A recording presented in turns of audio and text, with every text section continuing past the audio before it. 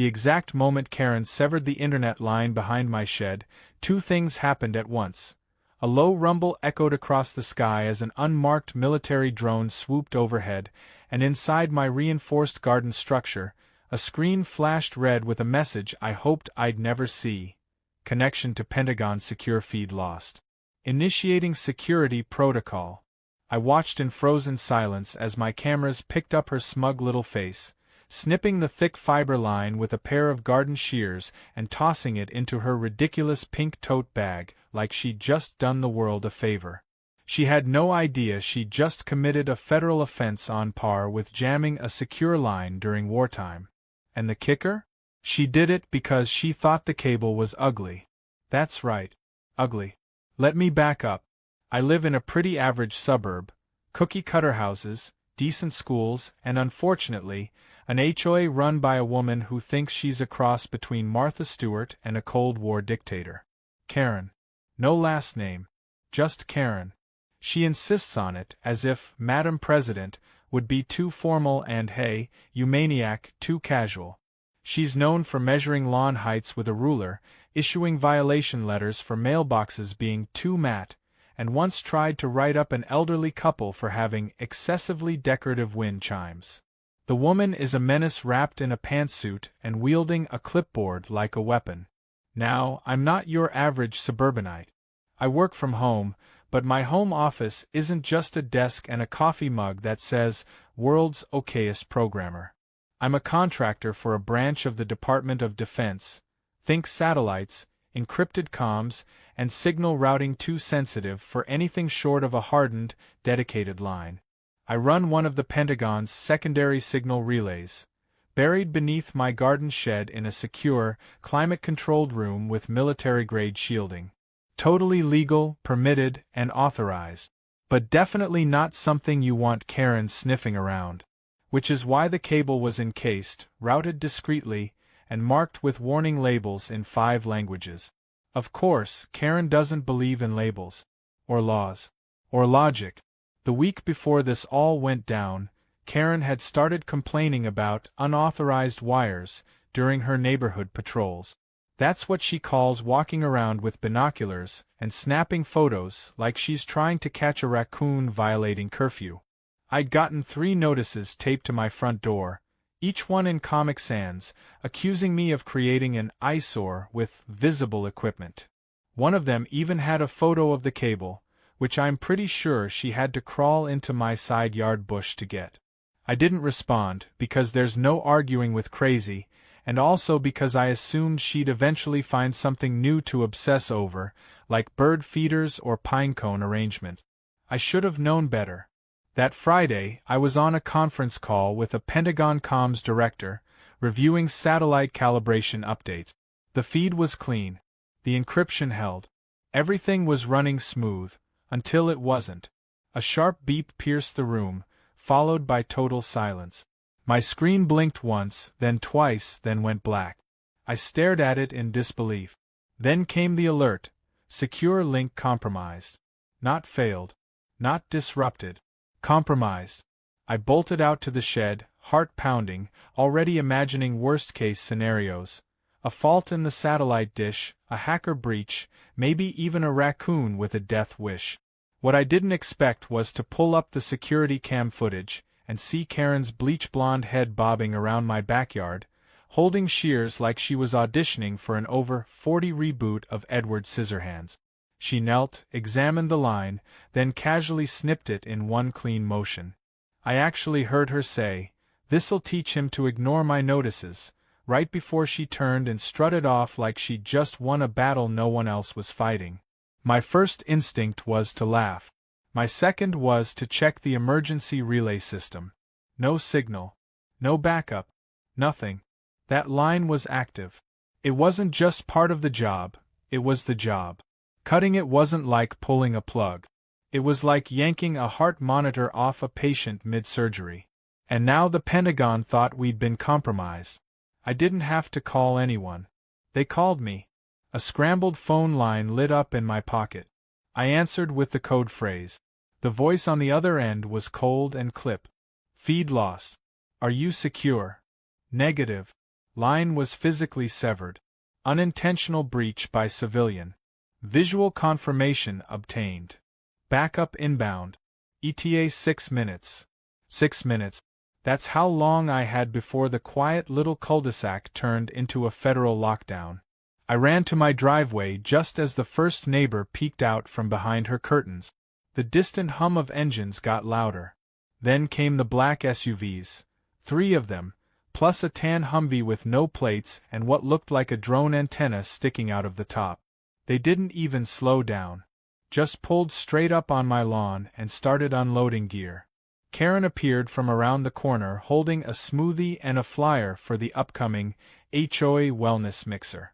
She stopped dead in her tracks as 2 agents approached, flashing badges and asking her to step aside. Her smile faltered. The flyer fluttered to the ground. "I'm the HOA president," she said, voice rising. "This is highly irregular. Ma'am, you're going to need to stand over there. I demand to know what's going on." I stepped forward, now flanked by 2 armed agents, and said as calmly as I could, "Karen, remember that cable you cut?" Her eyes narrowed. "The illegal wire cluttering the neighborhood?" "Yeah," I said, pointing toward the shed. "It was part of a classified communications relay linked directly to the Department of Defense. You didn't just cut a cable. You compromised national security." Karen blinked. Once, twice. Then she actually laughed. "Oh please. Like anyone would run something that important through a backyard shed." The agent next to me leaned in and said flatly, "Ma'am, you just interfered with a federal signal. That's a felony offense punishable by up to 20 years in prison." I swear she paled so fast her fake tan flaked. As the agents began cordoning off the area, another black SUV pulled up. A man in a suit stepped out holding a sleek tablet. On the screen was a live video feed of a high-ranking official at the Pentagon. "Confirming visual," the man said into his earpiece. "Yes, sir. Civilian interference verified. Containment protocols initiated." Karen looked from him to me, to the squadron of tactical personnel setting up a secure perimeter, to the neighbors now openly filming her from their porches. Then, finally, she whispered, "I just thought it was an ugly cable." And that, dear Reddit, is the story of how my HOA president accidentally triggered a federal incident because she couldn't mind her own business. But oh, we're only getting started. Karen stood on the edge of my driveway, arms folded, as if her sheer willpower could push back the federal agents circling her like sharks. Her lips were pursed so tight they nearly disappeared into her face. One of the agents politely but firmly asked her to step aside again. She didn't move.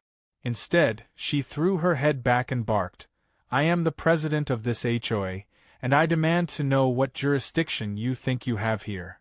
That was when Agent Reyes, a no-nonsense woman in tactical black, stepped forward holding a sleek black folder that could probably get her into NORAD. Without a word, she opened it, revealing her federal ID and a letter stamped with the Department of Defense seal. Karen stared at it, blinking, her lips twitching like she couldn't decide whether to scream or faint. The agent calmly replied, "Ma'am, this property is a licensed civilian infrastructure site for secure federal communication. You've committed a felony by tampering with it. We have full jurisdiction and immediate operational authority." Karen blinked again. She clearly wasn't used to anyone telling her no, much less with government backing and armed backup. She sputtered something unintelligible, then tried to pivot the conversation by pointing at me and declaring, "He never filed any community compliance forms. He's been violating HOA aesthetics policy for months." As if that would override national security. That's when Agent Monroe, a towering man built like a refrigerator with the face of someone who hadn't smiled since 1992, approached her and said in a slow, deliberate tone, "Ma'am, we're going to need you to sit down over here. We have a few questions." Karen still tried to bluff, saying she had legal immunity as an elected community officer, which earned her a raised eyebrow and a long stare from Monroe, who simply repeated, "Sit down." Dave, Karen's eternally silent husband, came trudging out of their house in a bathrobe and socks, half asleep and holding a cup of decaf. He took one look at the armed men setting up a secure relay post in our backyard and visibly deflated. I don't think he'd even been told what Karen had done yet. That was about to change. Within minutes, folding tables were set up.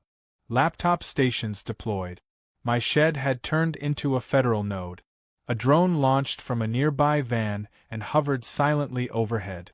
Karen and Dave were separated, each seated in collapsible chairs in front of agents asking very pointed questions. Dave looked like a man regretting every life choice that had led to this exact moment. Karen, meanwhile, launched into a theatrical monologue about neighborhood safety and how the mystery cable posed a fire risk. She claimed she thought I was running an illegal surveillance system, and she was just trying to protect the community. The agents let her talk, occasionally taking notes, but their faces never changed. No amusement, no sympathy, just quiet calculation. A few feet away, I was brought over to a terminal where a real-time feed had resumed with Pentagon oversight. A high-ranking colonel I recognized from previous briefings stared out from the monitor, his eyes stern. He didn't waste time. Was the breach contained? I nodded and confirmed Karen's act was caught on camera, no further damage. Good. Local charges will be supported by federal recommendations. We are logging this as a verified sabotage attempt until further review. That word, sabotage, hung in the air like a bomb waiting to go off. I glanced back at Karen, who was now visibly sweating despite the shade. By that point, neighbors had started gathering in droves. The suburban code of blinds and curtains had officially been abandoned. Phones were out. Murmurs spread like wildfire. Karen, the iron-fisted HOA queen, was now under federal investigation, and people were loving it. Some even brought lawn chairs.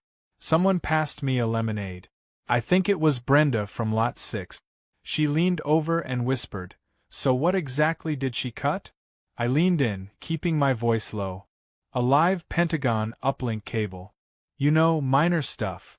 Her eyes widened so dramatically I thought they might pop out. Meanwhile, Karen tried a new tactic. She insisted she'd been warning the community about me for months, that I was suspicious, and had too many electronics, and had declined to attend the last 4 HOA potlucks. That apparently qualified me as a domestic threat. One of the agents asked her if she had any actual evidence.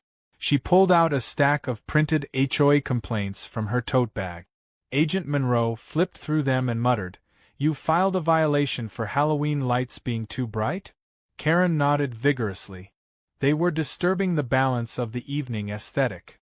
Then came the moment where the situation shifted from hilarious to serious. Agent Reyes quietly said to her team, "Run her name through the shared database. Flag for any previous incidents." It took less than a minute. A younger agent looked up from his screen and said, "We have something." She was a person of interest in a 2017 complaint filed by a community in Oregon. Misappropriation of HOA funds, abuse of power, minor surveillance violation, never followed through. My head turned so fast I almost gave myself whiplash. Karen froze when they brought it up. "That was all dropped," she said quickly. "Misunderstood. Political." She tried to laugh it off. The agents didn't laugh. One of them asked, "Did you also think that wire was a political problem?" Karen opened her mouth, then closed it again. At that point, the commanding agent turned to me and asked if I had further documentation of Karen's behavior. Oh, I did.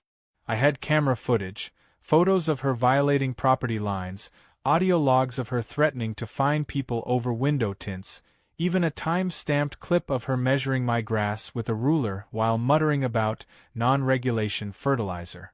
I handed it over. They uploaded everything. You could see the slow burn in her face as her imagined authority disintegrated in real time. Then, from down the street, an older neighbor named Mr. Franklin walked over holding something in his hand. "I found this last year after she left our board meeting in a hurry," he said, handing it to Agent Reyes. "It was a flash drive. She plugged it in. What we saw next blew the entire neighborhood wide open. The drive contained documents, emails, spreadsheets, proof that Karen had been running a private HOA fund off the books, collecting nuisance fees, and depositing them into a personal account labeled Community Aesthetic Fund. There were even emails detailing how she used part of that money to buy herself a home wellness spa kit, a $900 outdoor grill, and luxury yoga mat. The agents looked stunned. I actually heard one mutter, "Well, that escalated." Karen tried to snatch the drive back, screaming something about confidential community business. Dave finally spoke up then. "Karen, stop. Just stop." That silence after he said it? You could have bottled it. It was the sound of 20 years of passive silence finally cracking. With all that mounting evidence, the agents conferred briefly, then moved to secure her phone, her HOA laptop, and access to her personal computer. A soft protest came from her lips, but it died quickly. She was starting to realize this was no longer her kingdom. This was a war tribunal, and she'd just confessed to her own treason. And the worst part? This was only the beginning. By the time the sun dipped below the horizon, casting long orange streaks across the suburban rooftops, Karen's entire illusion of power had been reduced to a neat stack of evidence files on a folding table and a very quiet husband who suddenly found great interest in his shoelaces.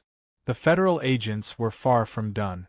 With Karen's lies now fully exposed and the neighborhood practically hosting a block party around her downfall, things took an unexpected and much darker turn when Agent Reyes handed me a printed summary pulled from Karen's confiscated laptop. I stared at it, confused for a moment, then looked up at her. "You're saying she recorded people?" I asked. Reyes gave a tight nod and said, "More than that. She had surveillance files, audio and video, multiple addresses. Some of them contain metadata that shows timestamps going back at least 2 years. Hidden mics in community mailboxes, backyard motion cams, even a wireless mic that appears to have been used during HOA meetings." I blinked. "That's nuts." Agent Monroe muttered, "No, that's felony wiretapping." He handed over another report, this one showing a digital trail leading from Karen's devices to cloud storage accounts under fake names. Apparently, the HOA president had a little side hustle, using illegally obtained recordings to intimidate residents into compliance. Files were labeled things like timlawnargument.wav and nancyfencecomplaint.mp4, most of them accompanied by notes suggesting she used them to either shame or manipulate people at board meetings. Things escalated quickly after that. One of the agents brought out a portable scanner and ran it across the walls of Karen's house while she sat on her front steps in complete silence, her once smug expression now replaced with the hollow look of someone watching her kingdom get condemned brick by brick. Every 5 seconds or so, the scanner beeped. The team found 2 hidden microphones in her office, a camera behind a faux air vent, and a thumb-sized device planted under her kitchen table, right below where her HOA board usually gathered during meetings. She'd been bugging her own allies. But the bombshell came when they accessed her cloud archive and found a file labeled VIP Watch. Inside was a collection of data she shouldn't have had access to, screenshots of personal documents belonging to a resident who worked as a diplomat, email headers with government agency tags, even an audio recording that referenced classified travel route. My stomach dropped. Karen had somehow stumbled onto something way above her clearance level and had been hoarding it like gossip at a hair salon. I looked to Reyes, who was already on a secure line. "We need to notify counterintel. We may have a diplomatic breach." Within minutes, things went from neighborhood soap opera to national security alert. The agents shifted tone. Additional personnel arrived in a nondescript white van. What looked like a decryption specialist got to work on Karen's encrypted folders, and when he cracked one labeled HOA board only, he froze. She was copying neighbor Wi-Fi signals, he muttered, routing them through her system, filtering keywords. "What kind of keywords?" I asked. "Security terms. Like contractor, clearance, surveillance, Pentagon, he said. Looks like she was eavesdropping and logging anything she thought was suspicious or exploitable. That's when it clicked for me. Karen had noticed something odd about my setup months ago. She didn't know what it was, but it gnawed at her. She couldn't access the shed directly, so she started snooping in the only way she could, digitally. My firewalls had held, but neighborhood traffic wasn't so lucky. Her obsession with HOA control had slowly twisted into full-blown paranoia. And somehow, in her eyes, I had become her white whale. I thought she just didn't like the cable. Turns out she thought she was preventing a national scandal. Then came the most unexpected turn of all. The younger agent sifting through the financial logs flagged a series of PayPal payments made to a sketchy business name, ClearZone Property Security. No record of this company existed anywhere official, but further inspection revealed that Karen had been paying them for consulting on HOA security strategy, yet the payments were irregular and heavily encrypted. Monroe frowned, muttered something under his breath, and asked, "You ever heard of local HOA chapters being approached by shell security contractors?" I shook my head. Then it hit me. What if Karen wasn't just paranoid, but someone had fed her paranoia? What if this mysterious company was coaching her to gather certain types of intel? Reyes confirmed the suspicion an hour later.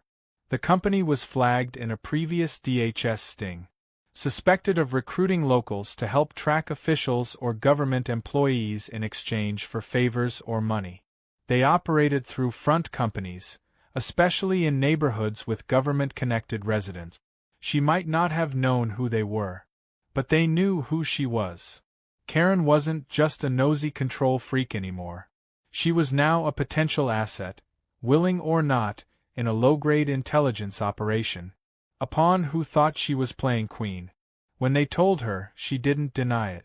She just looked at them, wide-eyed, and said, "They told me it was for neighborhood safety." Her voice cracked. "They said I could keep tabs on anything suspicious. I thought I was helping. I was protecting the community." It was the first time she sounded genuinely scared. Dave, still silent but now visibly shaking, muttered, "Karen, what the hell did you get us into?" The answer was clear, way too deep. That night, Karen was detained pending formal charges: tampering with federal infrastructure, illegal surveillance, financial fraud, and now possible cooperation with foreign or illicit intelligence operations. She didn't cry. She didn't fight. She just walked calmly into the SUV, flanked by agents, clipboard nowhere in sight.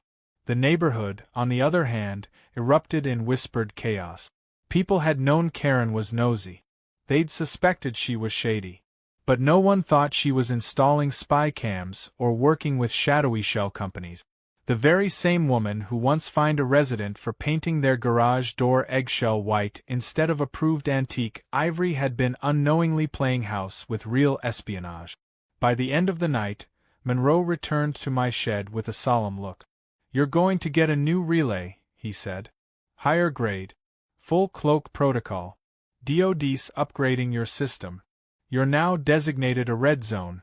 Karen's little mess flagged this whole area. He handed me a silver envelope, my formal commendation. It felt surreal.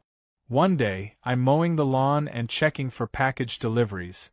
The next I'm getting thanked by federal agents for maintaining one of the cleanest operational nodes in my sector. But even as the SUVs rolled away, something lingered in the air. That Karen had been so obsessed with control that she spiraled into surveillance, possibly spurred on by people she didn't even understand. It made me wonder how many other Karens were out there, listening in on conversations they had no business hearing, thinking they were doing the right thing.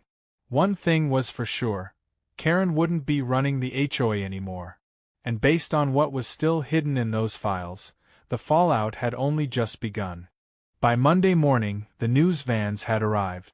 They parked at the front of the neighborhood like vultures circling a fresh carcass. Reporters stood at the edge of the cul-de-sac, holding microphones and looking confused about whether this was a story about espionage or just the world's most dysfunctional homeowners association. Honestly, it was both. Karen's name was already trending on local social media, and the headline that seemed to get the most traction read, "HOA President Cuts Pentagon Line, Uncovers Spy Scandal in Quiet Suburb." A ridiculous sentence by any measure, but the truth was even stranger. I tried to keep a low profile, but it was impossible. A few outlets found out my name through public records and started trying to shove cameras in my face. I gave a single statement. All I ever wanted was a quiet place to work and decent internet. Then I went back inside, locked the gate, and let the rest of the neighborhood soak in the madness. It was poetic justice watching Karen's reign implode from the comfort of my home office while sipping coffee from a mug that said, "World's Quietest Hero." The actual legal process kicked into high gear faster than I expected. The charges stacked up like a grocery receipt after payday. Tampering with federal communications infrastructure was just the appetizer. The real meat came with the surveillance violations, the HOA embezzlement, and the newly uncovered evidence of her correspondence with the shell security firm.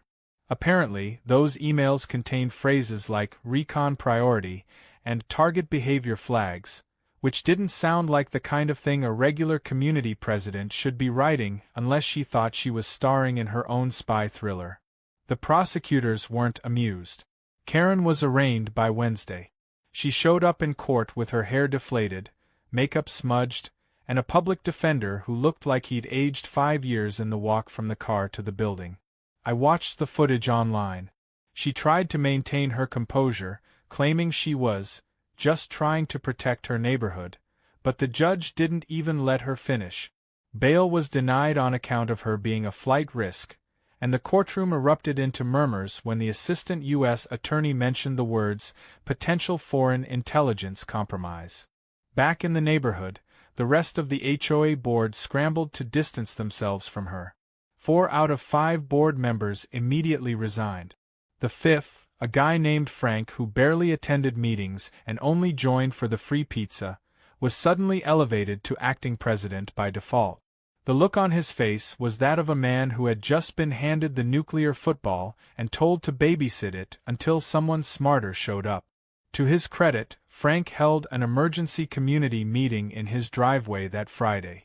Half the neighborhood showed up, still buzzing from the recent chaos, and when Frank sheepishly asked if anyone wanted to take over the HOA, no one raised their hand. For once, silence was bliss. But the highlight of that meeting wasn't the resignation parade. It was when a federal courier showed up mid-discussion and handed me a padded envelope. Inside was a letter of thanks from the Department of Defense and a certificate I'll probably frame out of sheer irony. But even better was the small note attached to the back. "We've added extra eyes to your block. Quiet ones. You'll be in good hands." I wasn't sure if that meant we now had federal surveillance as part of the neighborhood watch or if someone had just installed a few satellites with a better angle. Either way, I slept easier that night. The court proceedings dragged on for weeks, but Karen's story kept evolving. In the courtroom, she went through several phases: denial, deflection, victimhood, and finally, conspiracy. Her lawyers tried arguing that she had been manipulated by a shadowy group and had no idea what she was doing. The problem was the recordings. The agents had over a dozen audio files of her not only talking about residents but strategizing how to use what she learned to control elections, pressure people into voting her policies, and in one file, she bragged about how "no one can challenge me because I know everything that happens before it does." That clip played on the evening news. Twice. Even her husband Dave ended up testifying. His quiet nature finally broke in court when he admitted that Karen had become obsessed. "She stopped sleeping," he said on the stand. "She kept journals, maps, data charts. She'd listen to our neighbors' conversations through her phone at night and mark timestamp. She really thought she was saving everyone." The courtroom was silent after that. What Dave described wasn't just illegal. It was delusional. And the more she spiraled, the more the jurors saw that this wasn't just a petty HOA drama. It was a full psychological breakdown wrapped in national security consequences. The icing on the cake came when a second whistleblower, one of the former HOA treasurers, came forward and turned over additional documentation showing that Karen had forged multiple board signatures over the years. She'd been approving her own expenditures, fabricating votes, and even blocked at least 3 attempts to change the bylaws by losing the paperwork. The judge didn't hold back. She declared Karen's entire tenure as HOA president as a textbook case of unchecked authority turned systemic abuse.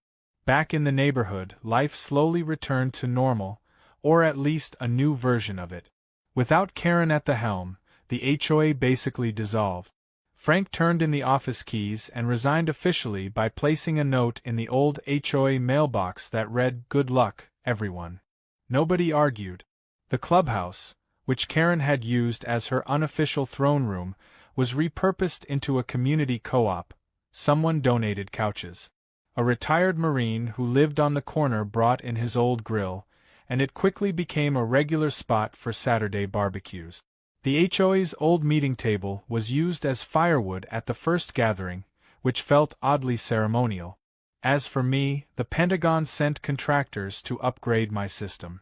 New fiber lines were laid under the yard, shielded from tampering. The shed got a reinforced door and a biometric lock. They even installed a small, silent drone dock disguised as a birdhouse on the roof. I asked if that was necessary. One of the techs smiled and said, "After what happened here? You're a flagship example now." And then, in the quiet moments, there was Karen's letter. It came from county jail. Handwritten. 3 pages long. The tone was erratic, part apology, part conspiracy theory, part plea for forgiveness. She said she had been misled, manipulated, and ultimately thrown under the bus by people who promised her community control in exchange for compliance. She blamed her behavior on a mix of loneliness, paranoia, and a desperate desire to matter. It was sad in a way, tragic even, but I couldn't risk responding. I turned the letter over to the agents handling her case. They scanned it, thanked me, and I never heard anything more about it. The last I saw of Karen was on the evening news, being led into a federal courthouse in shackles. No clipboard, no sunglasses, just a woman who flew too close to the power lines and never realized they were live. It was a strange feeling walking outside without glancing over my shoulder to see if Karen was lurking behind a bush, clipboard in hand, measuring tape dangling from her wrist like a warning sign. For the first time in years, the neighborhood felt free. Quiet in the way it was meant to be. No more surprise violations. No more gossip-laced threats disguised as community memos. Just the hum of lawnmowers, the occasional bark of a dog, and the sound of kids riding bikes on the sidewalks without being scolded for aggressive cycling. In Karen's absence, the neighborhood had finally started to breathe again. The co-op that replaced the HOA building was now the social hub. Families who once avoided community events started showing up with crockpots and folding chairs. People talked again. Not whispered, talked. One neighbor even built a small free library and stocked it with books on gardening, DIY home repair, and one oddly specific title about how to spot a neighborhood narcissist. It was clearly a reference to Karen, but nobody said it out loud. We didn't have to. 2 weeks after the sentencing, a box arrived at my front door. No return address. Inside was a sleek package stamped with a government seal and a handwritten note on crisp stationery. It simply read, "For continued support in operational integrity. From those who watched and now watch with you." Beneath the note was a polished drone controller, a lightweight interface tablet, and a pair of discrete surveillance nodes small enough to fit behind a bird feeder. I wasn't sure if it was a gift or a polite reminder that I was still under the federal umbrella, but either way, I appreciated the nod. They'd even included a small plaque that read, "Civilian Asset, Tier Bravo." It didn't mean anything official, but it looked impressive on my office shelf next to the totally fake Employee of the Month trophy I'd bought for myself after surviving Karen's last email tirade. The biggest surprise came at the next neighborhood gathering, when someone brought up the old HOA's finances. The audit had finally come through. Karen's hidden accounts had been liquidated by court order, and the funds, nearly $160,000 in improperly collected fees and falsified fines, were being redistributed to residents. Everyone was getting a payout, with priority going to those she'd targeted the most. A man named Howard, who Karen once tried to evict over a rogue tomato garden, received a check large enough to install a greenhouse. Brenda from Lot 6 used her refund to take a long-overdue vacation to Aruba. And me? I donated half to the co-op and used the rest to install a backup satellite dish with encrypted failsafe. I figured it was poetic. But perhaps the most satisfying part was what became of Karen's house.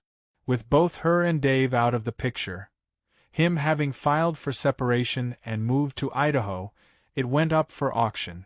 The winning bid came from an unexpected source. A retired Special Forces instructor who'd grown tired of city life and wanted a quieter place to settle. The neighborhood welcomed him with open arms. On his first weekend, he held a barbecue and joked that anyone trying to spy on him better have night vision goggles and a solid health plan. We all laughed a little too hard. Still, the shadow Karen cast didn't vanish overnight. People remained wary of anyone mentioning community rules or forming new committees. Frank, who'd briefly inherited the HOA position, was regularly offered free meals and beers out of sheer sympathy. The trauma of having someone use bureaucracy as a weapon left a mark. But over time, that caution turned into empowerment. Residents started organizing informal task groups. Maintenance volunteers, gardening crews, holiday decorators, all free of enforcement and drama. It was amazing how productive people could be when they weren't being threatened with fines over unsanctioned rees. One quiet evening, I was walking my dog past the old HOA building when I saw two teenagers playing catch in front of it.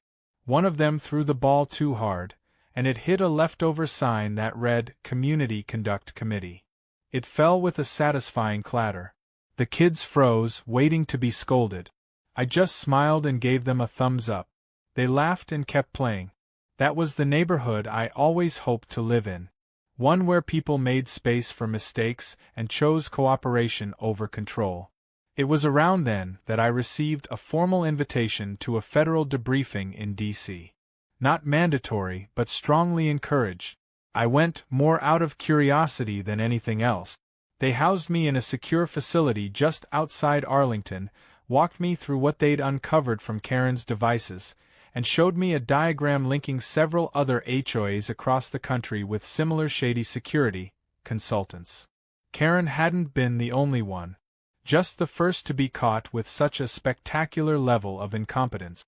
They asked if I'd consider consulting on civilian surveillance patterns, how to detect them, prevent infiltration, and report them through proper channels. It was tempting, but I declined. I told them I'd rather be the guy sipping coffee on his porch with a clear signal than the one buried in bureaucratic red tape.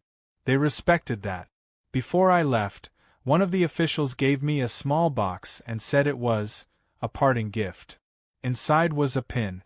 It had a satellite embossed in gold, a tiny red dot where the relay line used to run through my backyard, and the words, "Eyes open, mouth shut," engraved beneath. I wasn't sure if it was a motto or a warning, but I pinned it to my bag anyway. When I got home, everything felt lighter. The air, the quiet, the absence of Karen's constant hovering presence. The neighborhood had finally found its rhythm again. Kids played until the porch lights came on. Dogs barked without fear of HOA letters. Weeds popped up in driveways, and no one rushed to report them. We had gone from a tightly wound, fear-driven cluster of houses to an actual community. All it took was one cable, one snip, and one woman who thought she was in charge of everything and ended up the subject of a federal case file. The last time I saw any sign of Karen was a headline buried deep in a legal blog. She had been sentenced, 7 years, with possible parole in 5, depending on behavior. The court declared her a danger to others only in the bureaucratic sense, but still enough to warrant confinement. No mention of remorse. Just a quote from the judge.